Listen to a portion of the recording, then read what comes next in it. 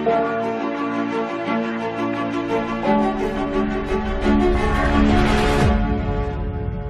دفعہ پھر آپ سب کی خدمت اقدس میں اسلام پیش کرتا ہوں، اور اگر آپ کے پاس کلام مقدس ہے تو آئیے میرے ساتھ دیکھیں خداوند کے زندہ کلام میں سے خروج کی کتاب اس کا 12واں باب اور اس کی 2 آیت سے لے کر 13ویں آیت تک۔ اور بھائی شاہد سے درخواست ہے کہ کلام مقدس کے اس حصے کو پڑھنے میں ہماری رہنمائی کریں۔ یہ مہینہ تمہارے لیے مہینوں کا شروع اور سال کا پہلا مہینہ ہو، پس اسرائیلیوں کی ساری جماعت سے یہ کہہ دو کہ اسی مہینے کے 10ویں دن ہر شخص اپنے آبائی خاندان کے مطابق گھر پیچھے ایک برہ لے، اور اگر کسی کے گھرانے میں برہ کو کھانے کے لیے آدمی کم ہو تو وہ اور اس کا ہمسایہ جو اس کے گھر کے برابر رہتا ہو، دونوں مل کر نفری کے شمار کے موافق ایک برہ لے رکھیں۔ تم ہر ایک آدمی کے کھانے کی مقدار کے مطابق برے کا حساب لگانا۔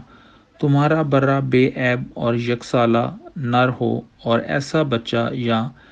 تو بھیڑوں میں سے چن کر لینا یا بکریوں میں سے، اور تم اسے اس مہینے کی 14ویں تک رکھ چھوڑنا، اور اسرائیلیوں کے قبیلوں کی ساری جماعت شام کو اسے ذبح کرے، اور تھوڑا سا خون لے کر جن گھروں میں وہ اسے کھائیں ان کے دروازوں کے دونوں بازوؤں اور اوپر کی چوکھٹ پر لگا دیں، اور وہ اس کے گوشت کو اسی رات آگ پر بھون کر بے خمیری روٹی اور کڑوے ساگ پات کے ساتھ کھا لیں۔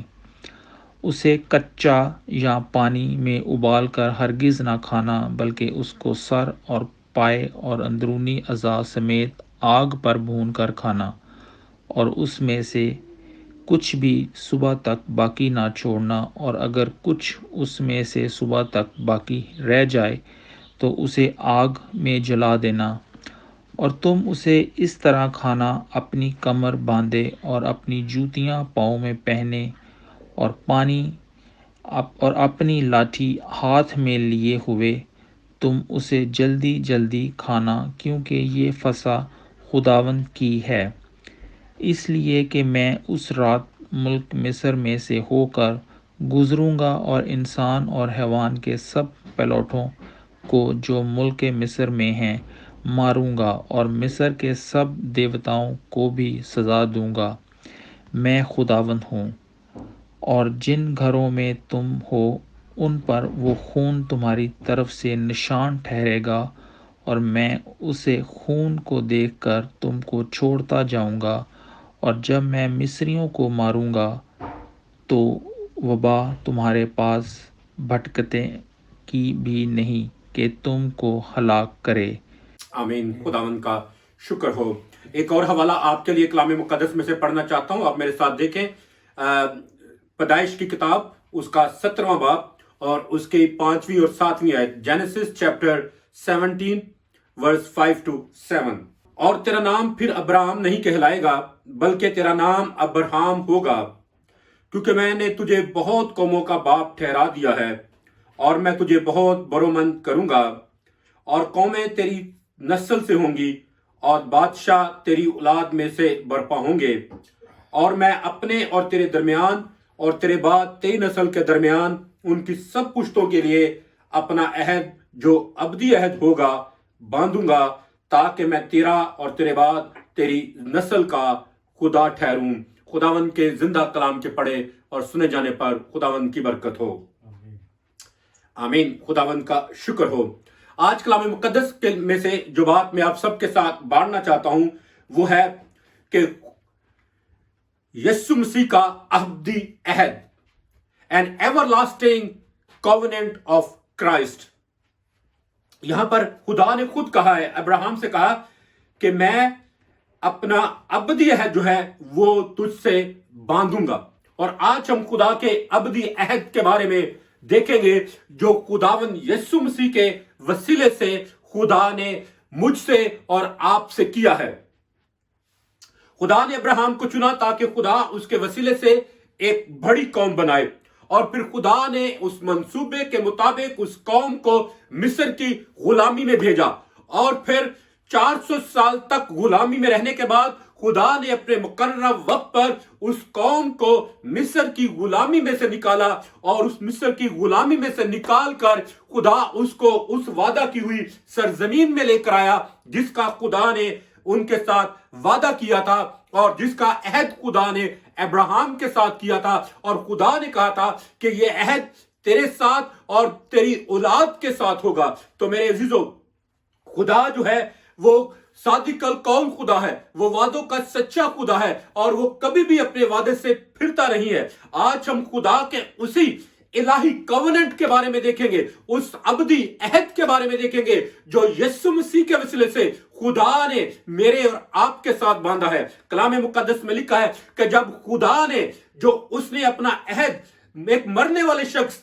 अब्राहम के साथ किया था, जो हम जानते हैं कि अब्राहम इस दुनिया में आया और मर गया और वो फना हो गया और उसकी कब्र आज भी दुनिया में मौजूद है कहीं ना कहीं। लेकिन खुदावंद यीशु मसीह एक अबदी अहद का काहिन है और एक ऐसे काहिन का जामिन हुआ है जो कभी मिटने का नहीं है। जब खुदा ने उस अहद को नहीं छोड़ा, जब खुदा ने उस अहद को जो खुदा ने एक फानी इंसान के साथ रखा था, जब उसको उसने कायम रखा है, उससे खुदा हरगिज नहीं मुड़ा है। तो क्या ख्याल है कि खुदा उस अहद को जो खुदावंदों के खुदा और बादशाहों के बादशाह ने यीशु मसीह के कीमती खून के वसीले से मुझसे और आपसे बांधा है, क्या उससे वो मुकर जाएगा या वो अहद खुदा तोड़ेगा? हरगिज नहीं।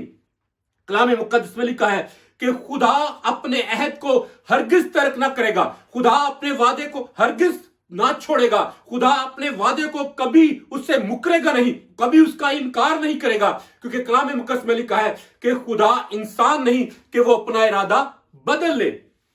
इसलिए मेरे अजीजों, पैदाइश 17वें बाब की 5वीं से 7वीं आयत में खुदा ने अब्राहम के साथ एक अबदी अहद ठहराया कि मैं तुझे एक बड़ी कौम बनाऊंगा। तो आज खुदा का अहद जिसमें हम शामिल हैं यीशु मसीह के खून के वसीले से, वो यह है कि खुदा मुझे और आपको यीशु मसीह के पाक और पवित्र खून के वसीले से उस अबदी मेरास का वारिस ठहराएगा जो यीशु मसीह के वसीले से हमें मुयस्सर होती है, जो यीशु मसीह के वसीले से हमें मिलती है। मेरे अजीजों, यारा गौर करें कि अगर खुदा ने अपने वादों को अब्राहम के साथ तर्क नहीं किया, इसहाक के साथ नहीं छोड़ा, उनको भूला नहीं, याकूब के साथ, इसहाक के साथ और तमाम बनी इस्राएल के साथ अगर वो अपने वादे को नहीं भूला, तो क्या जो उसने यीशु मसीह के वसीले से मुझसे और आपसे ये अहद किया है, क्या खुदा वो उसको भूलेगा? हरगिज नहीं। खुदा ने कहा कि मेरा ये अहद जो है वो अबदी अहद होगा। और अभी हमने कलाम मुकद्दस में से भी पढ़ा है और हमने देखा है कि खुदा ने बनी इस्राएल को मिस्र के गुलामी में एक मंसूबे के मुताबिक भेजा। और कलाम मुकद्दस की अगर आप जब बुक ऑफ जेनेसिस को पढ़ते हैं तो यहां पर कलाम मुकद्दस में लिखा है कि खुदा हर काम खुदा ने अपने सेट मंसूबे और टाइम के मुताबिक किया।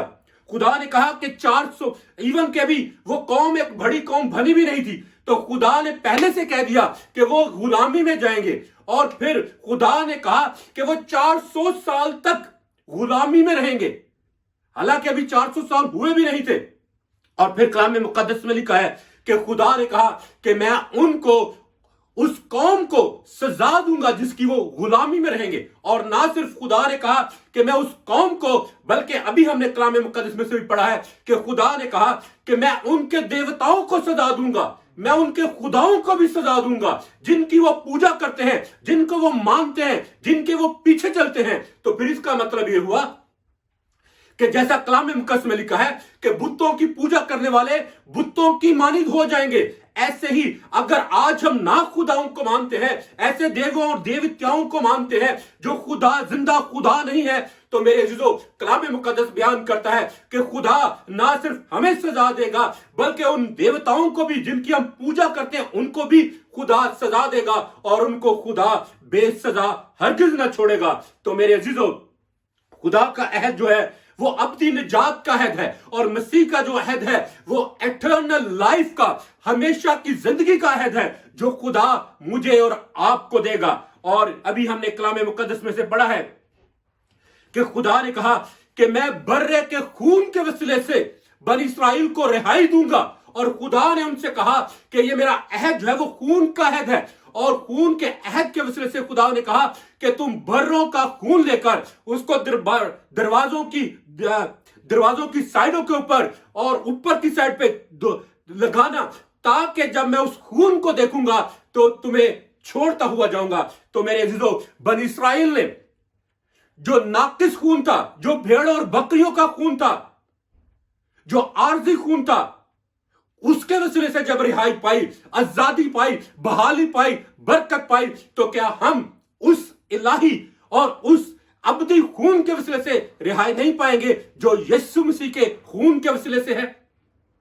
میرے عزیزو، یسوع کا خون جو ہے وہ بھیڑوں اور بکروں کے خون سے زیادہ بہتر ٹھہرا ہے۔ اور پچھلے ہفتے میں نے یہی کلام بھی شیئر کیا تھا کہ یسوع کا خون جو ہے وہ بہتر عہد کی باتیں کرتا ہے، بہترین باتیں کرتا ہے، فیور کی باتیں کرتا ہے۔ تو میرے عزیزو، پہلی بات جو ہمیں یاد رکھنے کی ضرورت ہے وہ یہ ہے کہ خدا نے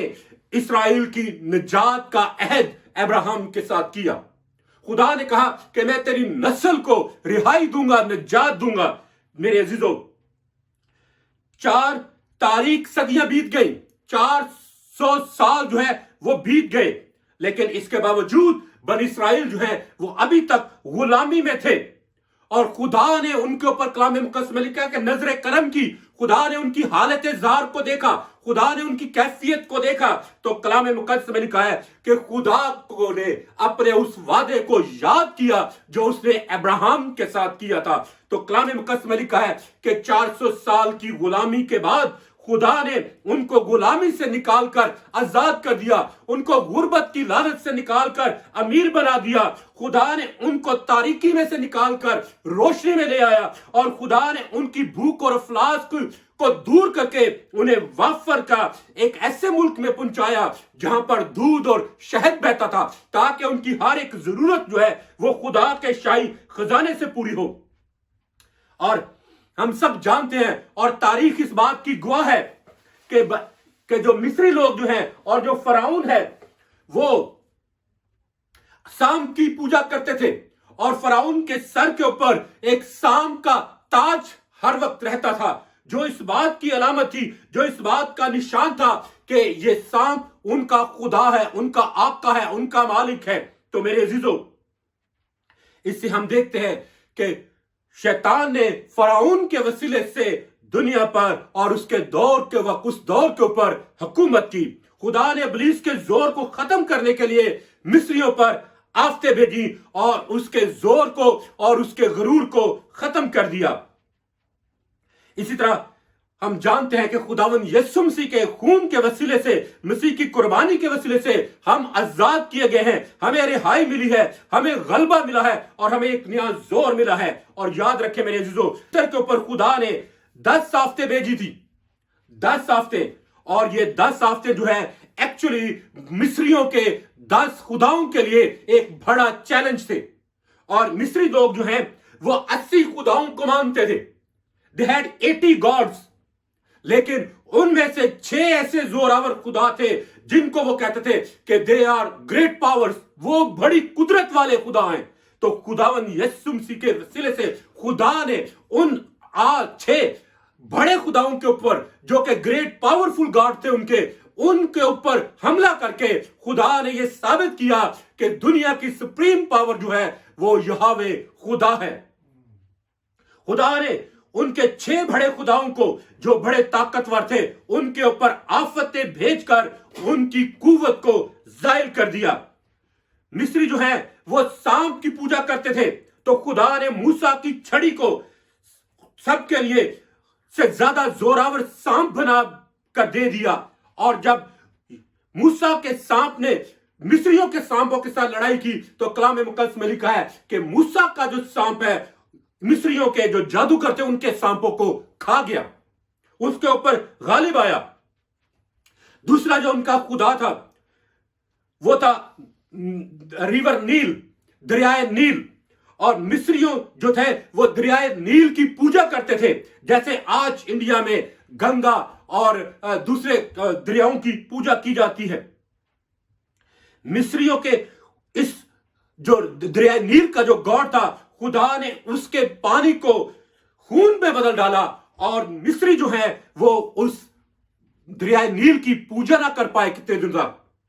और खुदा ने उसकी ताकत को जाहिर किया। और फिर मिस्री जो है वो सूरज को अपना देवता मानते थे, सूरज की पूजा करते थे। तो खुदा ने कलाम मुकद्दस में लिखा है कि मिस्रियों के ऊपर सूरज को छुपा डाला, और मिस्री जो है वो सूरज की पूजा ना कर पाए, और बल्कि कलाम मुकद्दस में लिखा है कि सूरज जो है वो बनी इस्राएल के ऊपर तो चमकता रहा, लेकिन मिस्रियों के ऊपर अंधेरा छाया रहा। और यूं खुदा ने मिस्रियों के देवता जो सूरज देवता था उसको शिकस्त देकर उसके ऊपर अपनी कुव्वत और अपनी कुदरत को जाहिर किया। मिस्री जो है वो मेंढक को अपना खुदा मानते थे और उसको कभी भी नहीं मारते थे। इसलिए खुदा ने मिस्रियों के ऊपर मेंढक भेजे, और मेंढक उनके ऊपर हर जगह मौजूद थे।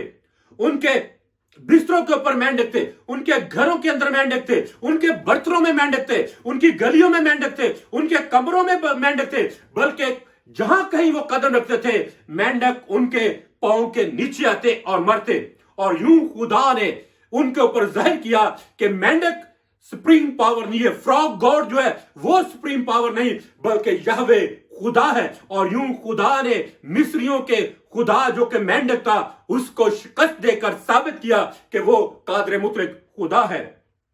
और फिर मिस्री जो हैं वो टिड्डियों की पूजा करते थे और उन्हें खुदा के पैगाम रसां समझते थे। वो समझते थे कि मिस्री खुदाओं की वो सवारी करते हैं, उनके ऊपर जो टिड्डियां हैं उनके ऊपर मिस्री खुदा बैठकर एक जगह से दूसरी जगह जाते हैं। और खुदा ने उनके ऊपर इतनी टिड्डियां भेजी कि वो उनको हैंडल ना कर पाए, और खुद उनको टिड्डियों को वो अपने हाथों से मारने लगे।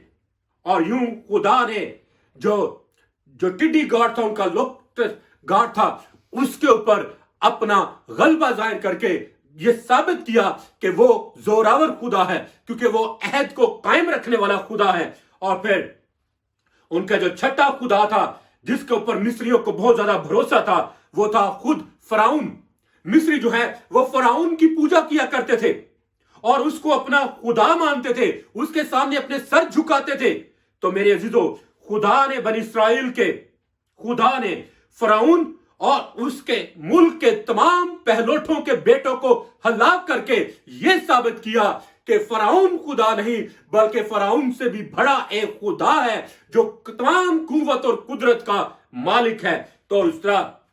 खुदा ने साबित किया कि वो कादर मुतलक खुदा है, और उसने बनी इस्राएल के तमाम खुदाओं को सजा दी, जैसा आज अभी हमने कलाम मुकद्दस में से पढ़ा है कि खुदा उनके खुदाओं को भी सजा देगा। फिर दूसरा है, पहला है कि खुदा ने बनी इस्राएल की निजात का अहद किया मूसा अब्राहम के साथ, और दूसरा है कि बनी इस्राएल के घरानों की निजात का अहद किया खुदा ने अब्राहम के साथ। और आज यही अहद मेरे और आपके साथ भी है, मेरे घराने और आपके घराने के लिए भी है। खुदा तमाम घराने की निजात में दिलचस्पी रखता है मेरे अजीजों, और खुदा ने तमाम घराने की निजात का मंसूबा बनाया है। और खुदा चाहता है कि हर एक घराना जो है वो निजात पाए। अभी हमने कलाम मुकद्दस में से सुना है, भाई शाहिद ने पढ़ा कि हर खानदान जो है वो अपनी तादाद के मुताबिक एक बर्रा ले और उसको कुर्बान करे अपने घर के अफराद के मुताबिक, और उसमें से सुबह तक कुछ भी बचा ना छोड़े, बल्कि वो सारा का सारा उसको कंज्यूम करे, उसको खा ले और उसमें से कुछ ना बचाए। खुदा ने कहा कि हर घराने के फर्द के मुताबिक एक बर्रा लिया जाए, और अगर किसी के घर में अफराद कम हो तो वो किसी साथ वाले को अपने साथ शामिल कर ले। तो मेरे अजीजों, खुदा ने पूरे खानदान की निजात का मंसूबा बनाया है, और खुदा पूरे खानदान की निजात में दिलचस्पी रखता है। खुदा ये नहीं चाहता कि खानदानों में सिर्फ एक या दो फर्द जो हैं वो खुदावन के पास आए और उसकी इबादत करें, बाकी जो हैं वो सारे के सारे जैसे वो चाहते हैं वैसे अपनी जिंदगियां गुजारते रहें। खुदावन यीशु मसीह ने जक्कई से कहा कि आज इस घर में निजात आई है। पौलुस और सीलास ने फिलिप्पी दरोगा से कहा कि यीशु पर ईमान ला तो तू और तेरा घराना निजात पाएगा। जिस तरह फसा के बाद बनी इस्राएल मिस्रियों की गुलामी से रिहाई पाए, جس طرح انہوں نے غربت اور مصیبت پر فتح پائی، جس طرح انہوں نے غلامی کے گھر کو ترک کر دیا اور ایک آزادی کی طرف سفر کیا، ایسے ہی میرے عزیزو جب ہم اپنے آپ کو خدا کے تابع کرتے ہیں، خدا کے سندر قدموں میں لے آتے ہیں، تو پھر خدا ہمیں غلامی سے، جو کہ ابلیس کی غلامی میں ہم ہیں، اس میں سے نکال کر اپنے بیٹے کی آزادی میں ہمیں لے آتا ہے، تاکہ خدا کا جلال اور خدا کی قوت اور خدا کی قدرت جو ہے وہ ہماری زندگی میں ہو، اور وہ ہمیں ایک نیا مخلوق بنا کر خدا باپ کے سامنے پیش کرتا ہے۔ ماضی کے گناہ اور قصور جو ہیں اور جو ناکامیاں ہیں وہ ہمیشہ قائم نہیں رہتی۔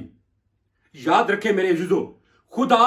ان کو فنا کرنے کی قوت رکھتا ہے، خدا ان کو ختم کرنے کی قدرت رکھتا ہے، اور خدا چاہتا ہے کہ خاندانوں میں سے ہر طرح کا دکھ، ہر طرح کی تکلیف، ہر طرح کی بیماری، ہر طرح کی پریشانی، ہر طرح کی فکر جو ہے، ہر طرح کی لعنت جو ہے وہ یسوع کے نام سے جاتی رہے، اور یہ لعنت اور یہ رہائی اسی وقت ہمیں ملے گی جب ہم خدا کے جو زندہ خدا کا بیٹا مسیح ہے اس کے خون پر توکل اور بھروسہ رکھیں گے، جب ہماری امید اس کے اوپر ہوگی، جب ہماری آس اس کے اوپر ہوگی، کیونکہ یاد رکھیں کہ یسوع کا خون ہی ہے جو ہمیں اس ابدی عہد کا وارث بناتا ہے جو خداوند یسوع مسیح کے وسیلے سے ہمارے ساتھ ہوتا ہے۔ یاد رکھیں خدا نے بنی اسرائیل کو برے کے خون کے وسیلے سے رہائی دی، جو فنا ہو جانے والا ہے، جو ختم ہو جانے والا ہے، جو جانوروں کا خون ہے، لیکن ہماری رہائی جو ہے وہ یسوع مسیح کے بیش قیمت خون کے وسیلے سے ہوئی ہے، جو کہ ابدی ہے، جو کہ کبھی ختم نہیں ہوگا۔ تو میرے عزیزو، خدا چاہتا ہے کہ ہم اس عہد کے خون کو یاد رکھیں اور اس ابدی عہد کو ہمیشہ یاد رکھیں، کیونکہ برے کا خون ہی ہے جس کے وسیلے سے ہمارا باپ کے ساتھ ملاپ ہوتا ہے، برے کا خون ہی ہے جس کے وسیلے سے ہم راست باز ٹھہرائے گئے ہیں، یہ برے کا خون ہی ہے جس کے وسیلے سے ہمارا باپ کے ساتھ پھر سے ملاپ ہو جاتا ہے، یہ برے کا خون ہی ہے جو ہمیں گناہوں کی دلدل سے نکل کر آزادی میں لے آتا ہے، اور یہ برے کا خون ہی ہے جو ہمیں گناہ پر غالب آنے کے لیے فتح بخشتا ہے، یہ برے کا خون ہی ہے جو ہمیں خدا کے بیٹے اور خدا کی بیٹیاں ہونے کا حق بخشتا ہے، یہ برے کا خون ہی ہے جو ہمیں سزا سے آزاد کرتا ہے، کیونکہ لکھا ہے کہ جو اب مسیح یسوع میں ہے ان پر سزا کا حکم نہیں، اور یہ برے کا خون ہی ہے جو ہمیں ابلیس کے چنگل سے نکال کر خدا کی بادشاہی میں لے آتا ہے، اور کلام مقدس میں لکھا ہے کہ برے کا خون جو ہے وہ ہمیں صحیح سلامت پورا خدا کی بادشاہی میں لے جانے کا زور اور قوت اپنے اندر رکھتا ہے، کیونکہ یسوع کا خون زور آور ہے، یسوع کا خون قدرت والا ہے، یسوع کا خون جو ہے وہ رہائی کے لیے ہے۔ تو میرے عزیزو، خدا چاہتا ہے کہ ہم اس ابدی عہد کو یاد رکھیں جو خدا نے یسوع مسیح کے پاک اور پوتر خون کے وسیلے سے مجھ سے اور آپ سے باندھا ہے، کیونکہ مسیح کا خون ہی ہے جو ہمیں اس دنیا پر غلبہ بخشتا ہے، یہ یسوع کا خون ہی ہے جو ہمیں گناہوں سے رہائی دیتا ہے، یہ یسوع کا خون ہی ہے جو ہمیں ایک فتح مند زندگی گزارنے کا زور اور قوت بخشتا ہے۔ اس لیے میرے عزیزو، خدا چاہتا ہے کہ ہم اس ابدی عہد کو یاد رکھیں جو خداوند یسوع مسیح کے خون کے وسیلے سے ہے۔ موسیٰ کی نجات شاندار تھی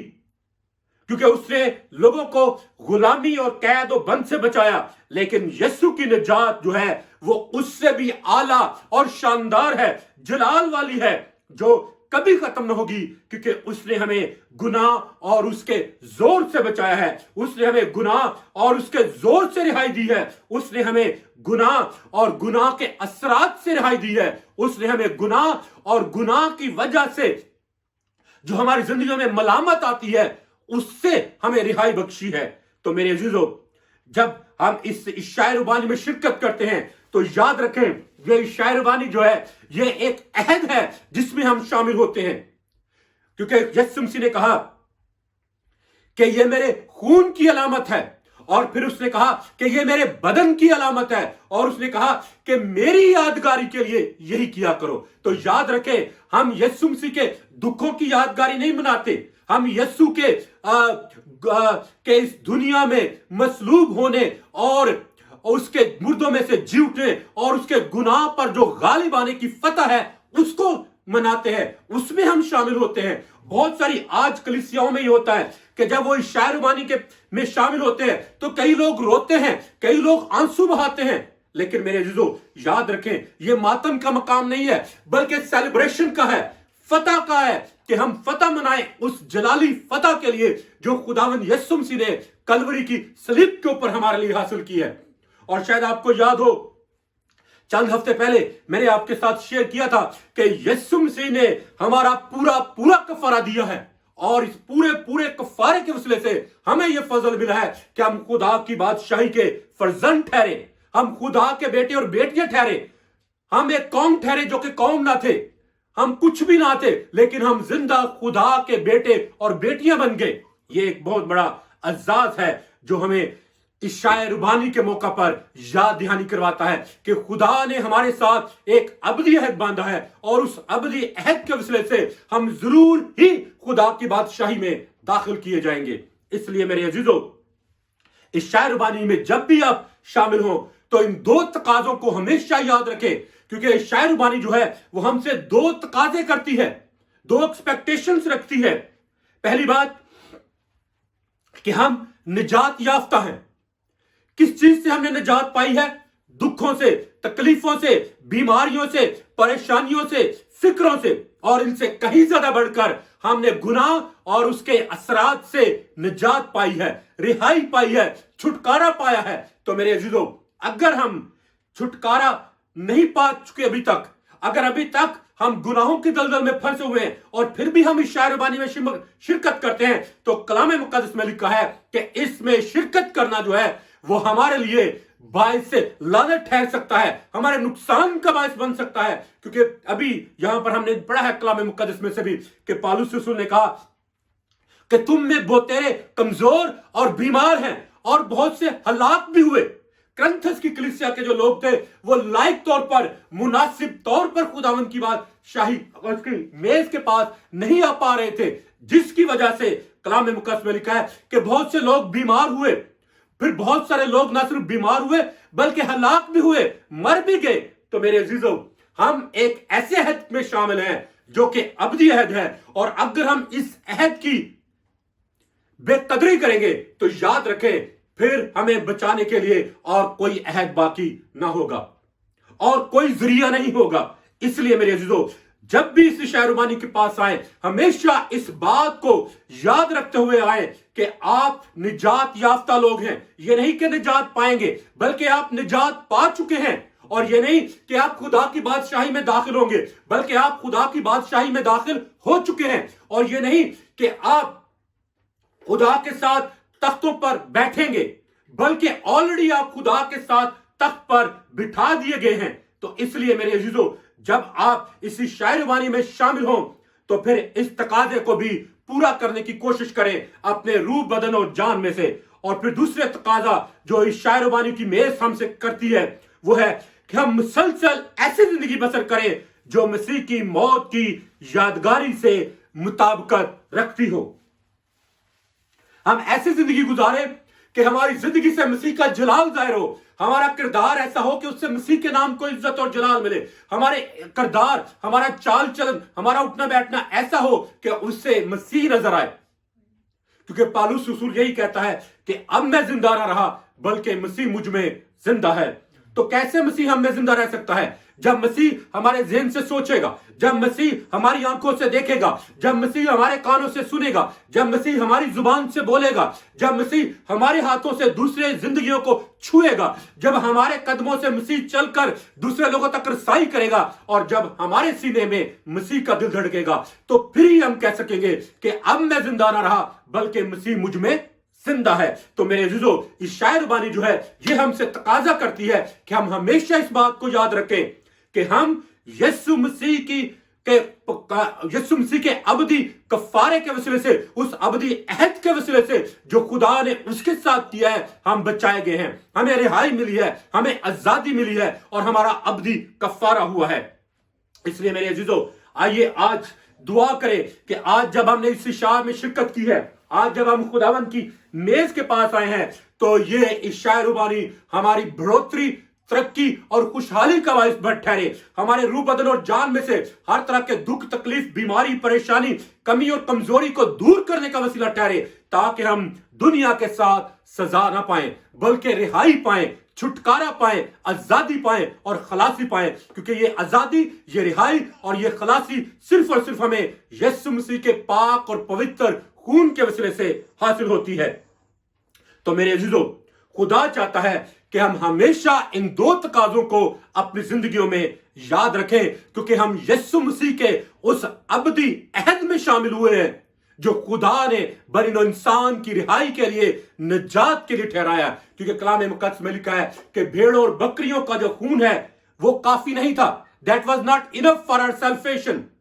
लेकिन यीशु का खून जो है वो हमारी निजात के लिए मुयस्सर ठहरा है। और यीशु मसीह के खून के वसीले से हमारे माजी, हाल और मुस्तकबिल के गुनाह जो हैं वो माफ किए गए हैं। यू विल से कि कैसे हमारे माजी, हाल के और मुस्तकबिल के गुनाह माफ किए गए हैं। तो मेरे अजीजों, अगर मुस्तकबिल के गुनाह माफ करने की कुव्वत और कुदरत यीशु के खून में ना होती तो फिर सिर्फ उसी जमाने के लोग जो हैं वो माफी पाते, हम नहीं पाते। लेकिन मेरे अजीजों, आने वाले 2000 साल बाद भी जो लोग गुनाह करेंगे, यीशु के खून में उन गुनाहों को माफ करने और धो डालने की कुव्वत और कुदरत पाई जाती है। इसलिए मेरे अजीजों, याद रखें, यीशु के खून में हमारे माजी, हाल और मुस्तकबिल के गुनाहों को माफ करने और धोने की कुदरत पाई जाती है। और इस कुदरत को अपनी जिंदगियों में पूरा पूरा काम करने दें, ताकि खुदा का जलाल और खुदा की कुव्वत और खुदा की कुदरत जो है वो आपकी जिंदगियों से जारी हो। आइए हम सब अपने सरों को झुकाएं और खुदा की शुक्रगुजारी करें इस एवरलास्टिंग कॉवेनेंट ऑफ क्राइस्ट के लिए, जिसके वसीले से हम बचाए गए हैं और जिसके वसीले से हमें रिहाई मिली है। हालेलुया।